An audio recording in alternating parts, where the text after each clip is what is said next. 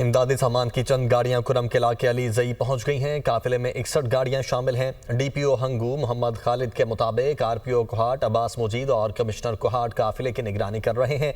माल बरदार गाड़ियों समेत अद्वियात और दीगर रोजमर्रा अशिया की गाड़ी भी शामिल है। काफिले के लिए फुल प्रूफ सिक्योरिटी इंतजाम किए गए हैं।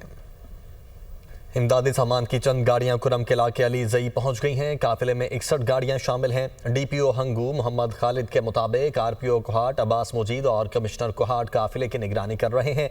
माल बरदार गाड़ियों समेत अद्वियात और दीगर रोजमर्रा अशिया की गाड़ी भी शामिल है।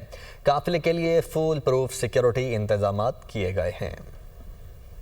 इमदादी सामान की चंद गाड़ियां कुरम किला के अली जई पहुंच गई हैं। काफिले में 61 गाड़ियां शामिल हैं। डीपीओ हंगू मोहम्मद खालिद के मुताबिक आरपीओ कोहाट अब्बास मुजीद और कमिश्नर कोहाट काफिले की निगरानी कर रहे हैं। माल बरदार गाड़ियों समेत अद्वियात और दीगर रोजमर्रा अशिया की गाड़ी भी शामिल है। काफिले के लिए फुल प्रूफ सिक्योरिटी इंतजाम किए गए हैं।